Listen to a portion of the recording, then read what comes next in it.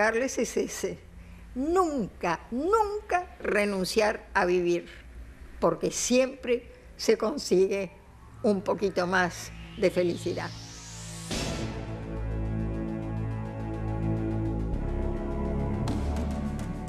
Mi nombre es Alejandro Constantino Palladini, dos nombres de emperadores.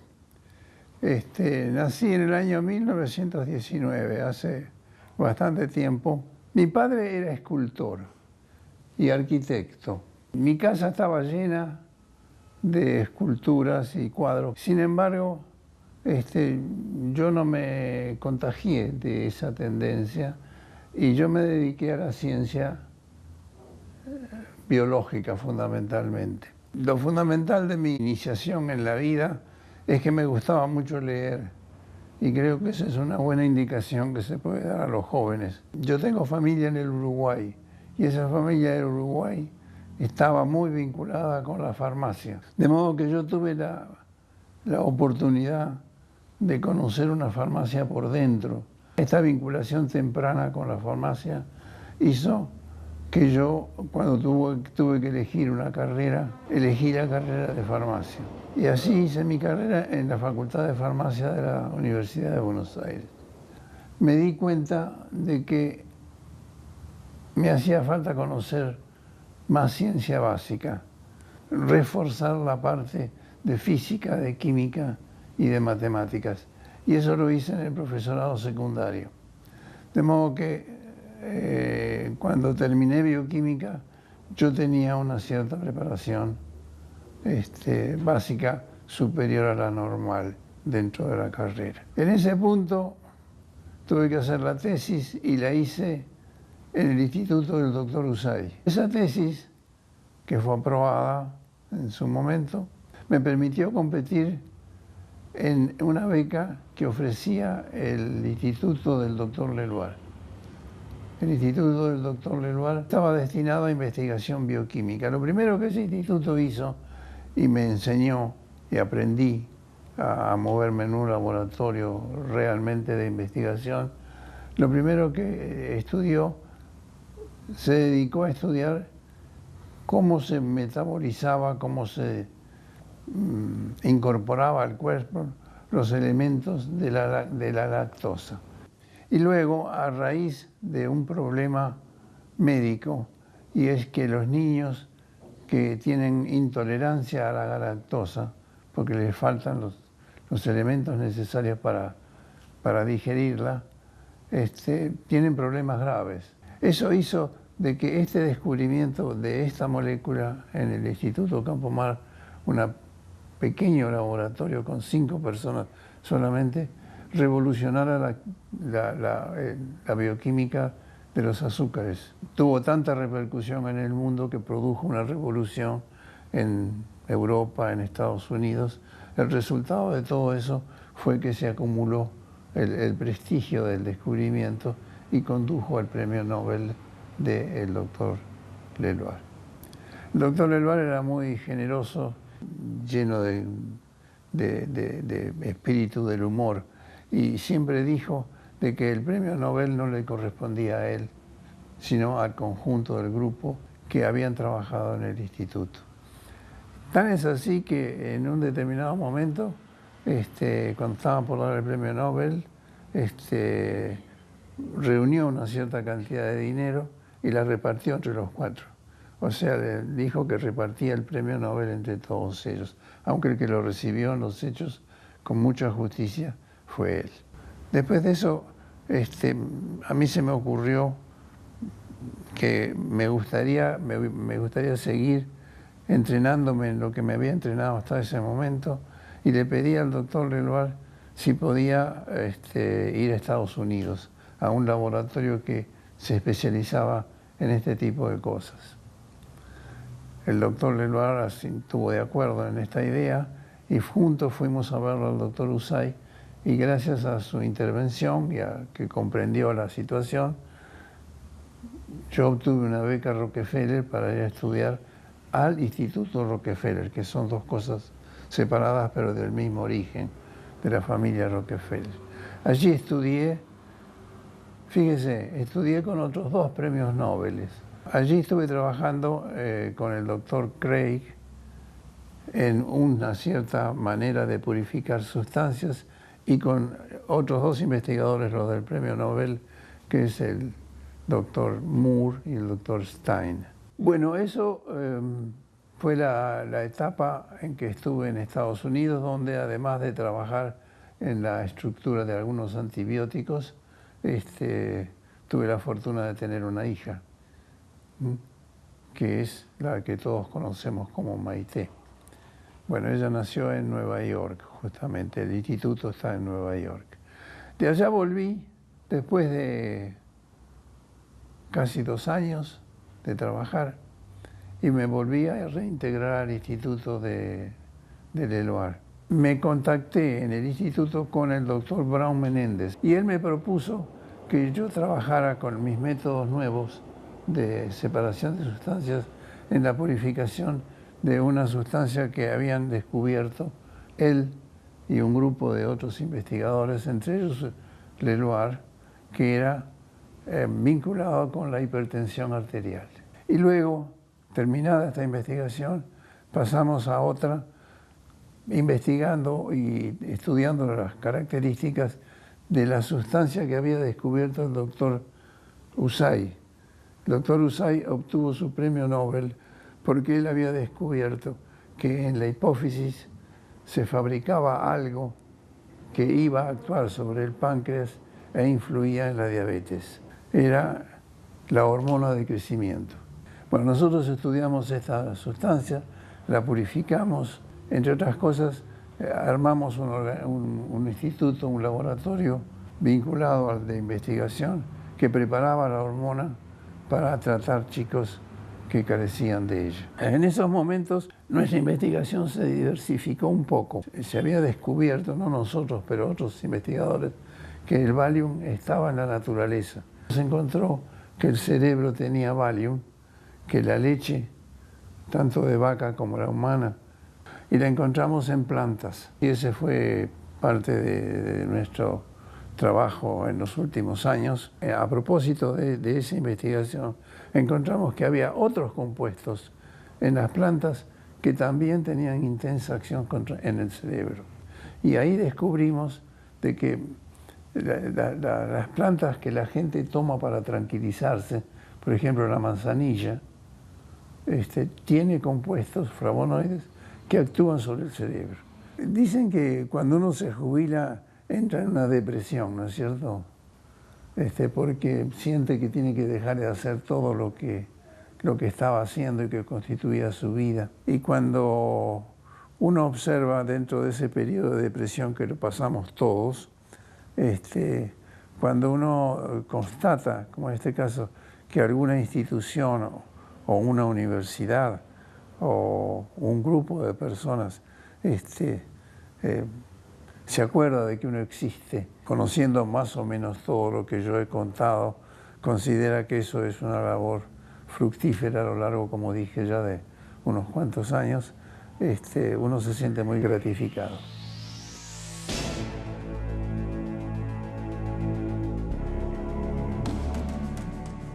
Yo nací en París de padres franceses en 1920. Mis padres emigraron al Canadá cuando yo tenía 6 años. Y yo quería ser como mi padre, que era ingeniero químico, pero las monjas no enseñaban ciencia porque decían que no era para señoritas.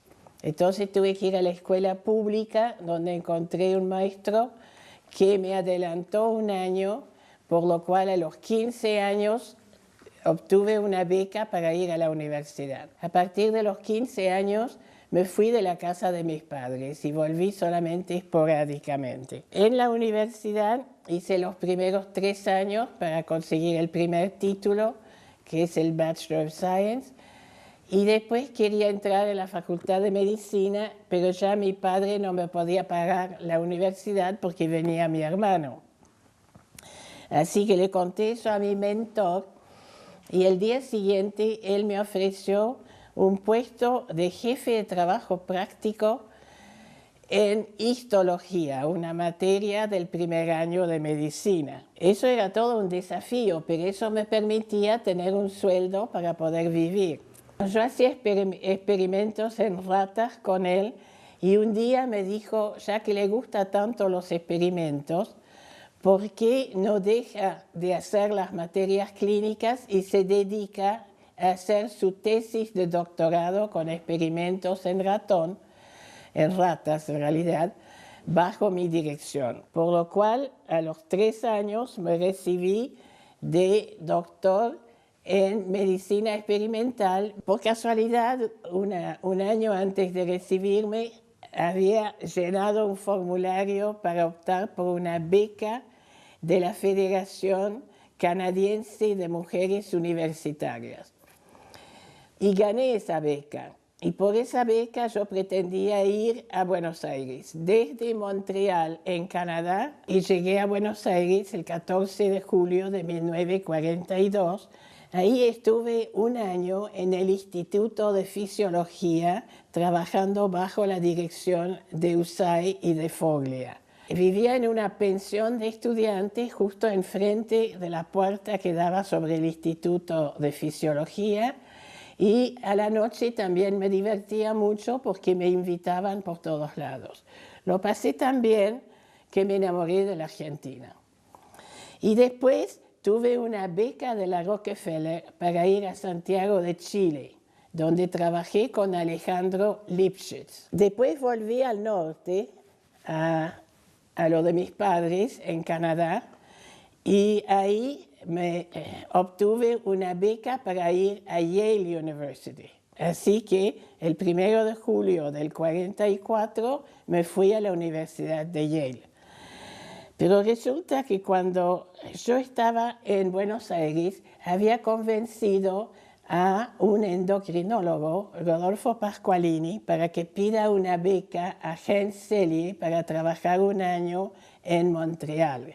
Beca que obtuvo, así que él estaba trabajando con Selye mientras yo estaba trabajando en Yale sobre shock hemorrágico, que se mejora muchísimo con el tratamiento con vitamina C. Eso era muy interesante y me iba muy bien.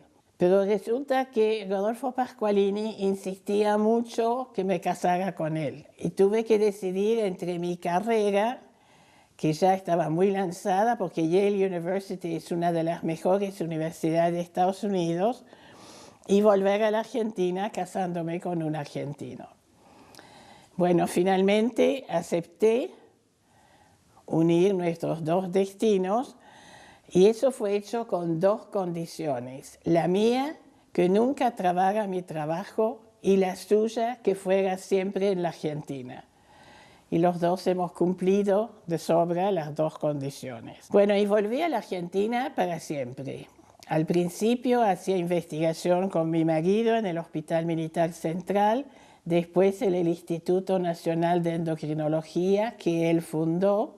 Tuvimos 5 hijos en 6 años. Eso fue posible porque empecé con gemelas, 2 gemelas y 3 varones. En 1957, Alfredo Pavlovsky me ofreció organizar una sección leucemia experimental en su instituto en la Academia Nacional de Medicina. Y ahí durante 50 años trabajé en investigación en cáncer. Bueno, y en 1990 fue elegida académica en el sitial número 3 que dejaba libre Pablo Negroni.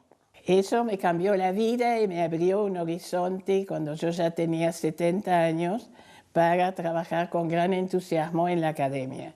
Y sigo trabajando en mi sección leucemia experimental, que ahora se llama División Medicina Experimental, dirigida por una de mis discípulas, Isabel Piazón, y en la academia como académica. Si yo tengo que recapacitar sobre mi vida, me acuerdo que al principio siempre era demasiado joven y ahora tengo la impresión de que soy demasiado vieja. Y los años intermedios han pasado muy rápidamente Probablemente porque fueron muy buenos años. Tuve casi 60 años de matrimonio con mi marido, un matrimonio muy bueno, nos queríamos mucho. Ahora estoy con mis hijos, que como quería mi marido siempre en la Argentina, están todos aquí, 5 hijos, 17 nietos y 7 bisnietos. Eso es mi vida que yo he contado en este libro. Quise lo que hice, porque me di cuenta que es mucho mejor que hacer lo que uno quiere, es adaptarse a lo que uno tiene y querer lo que uno tiene. Y así en realidad puedo considerar que tuve una buena vida. Hice el tipo de investigación que me gustaba hacer, que aprendí con estos maestros tan fenomenales que tuve al principio y pude formar una familia muy importante. Las mujeres que naturalmente cuando son jóvenes se casan y tienen hijos, siempre les doy como consejo de que no corten la continuidad. En investigación es muy importante no perder el tren, porque hay nuevos conocimientos día a día, así que hay que estar en la cresta de la ola constantemente. Siempre me parece muy lindo recibir un premio. Agradezco mucho a la Universidad de Lanús que me haya premiado. Muchas gracias.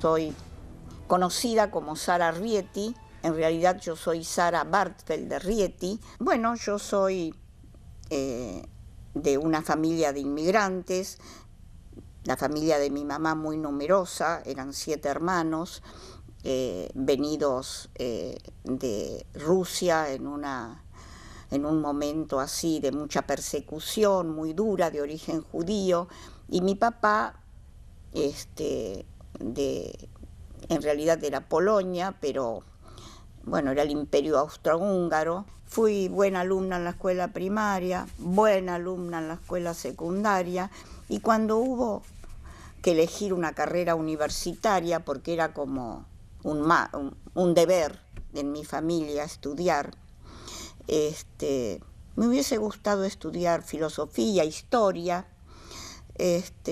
pero como yo tenía una prima, la mayor, mi prima mayor que había seguido química, bueno, yo tuve como un mandato y seguí química. Entré con honores, salí con honores, fui ayudante alumna desde chiquitita. La última materia importante que yo tenía que dar, Físico-Química 2, no había profesor calificado. Entonces yo fui a la Comisión de Energía Atómica a terminar con un profesor alemán que era especialista en radioquímica, pero que sabía mucho físico-química. Entonces vengo a ser la primera química nuclear del país. Vino el llamado en el 55, en que convocaron, yo había llegado a ser ayudante alumna, convocaron a la gente que se había ido de la universidad y entré a actuar así en docencia. Yo digo, soy una maestra así de alma. Desarrollé un sector del departamento especializado en compuestos volátiles, con técnicas muy sofisticadas. El jefe del departamento al que yo pertenecía era una persona con una cultura muy amplia en química, en físico-química, y se le ocurrió que yo, que era como una abejita laburante que lo iba a hacer bien, fue una parte importante del departamento. La facultad de química con la de ingeniería estaba en Perú 222. Entonces éramos pocas las chicas químicas, y ingeniería, que compartía con nosotros el patio, no había ninguna chica. Entonces, bueno, las pocas mujeres que estábamos ahí éramos bastante solicitadas. Y el ayudante que yo tuve en primer año me atrapó.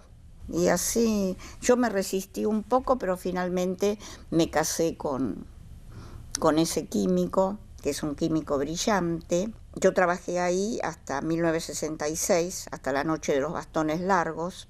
La universidad hasta el 66, uno de sus patrimonios fue la creación de Udeva, la editorial universitaria, que, digamos, propuso otro esquema de producción y distribución de libros. Hizo escuela en América Latina y yo pasé a trabajar allí, a hacer una colección científica. Después del 66 organizamos un centro de estudios de ciencias que se hizo con la presencia de Babini, de Carranza. Ese centro de ciencias fue importante, fue como un oasis en un ambiente un poco asfixiante. Pasado 1 o 2 años, invitamos a Oscar Barsaski, que había sido profesor mío en la facultad, a que se instalara en ese centro de ciencias. Yo trabajé muy intensamente con él. Él murió muy joven, en diciembre del 76, en un momento horrible, instalado el proceso. Y bueno, no se sabe bien por qué, pero yo vengo a ser como una albacea de él. He hecho bastante por la difusión de su pensamiento, tanto del pensamiento de Oscar como otros grandes pensadores. América Latina se caracteriza por un pensamiento muy rico respecto a los temas de ciencia y tecnología y sus efectos sobre la sociedad. Esa es mi especialidad, en realidad, a esta altura de mi vida. He sido en los últimos 15 años la coordinadora académica de un posgrado en la Universidad de Buenos Aires, justamente sobre política y gestión de ciencia y tecnología, y lo particular de mi aporte es mi postura acerca de la democratización del conocimiento. La ciencia y la tecnología en este momento ocupan tanto espacio en el devenir de nuestras sociedades. Creo que es fundamental que sea un proyecto compartido. Muchas veces para mí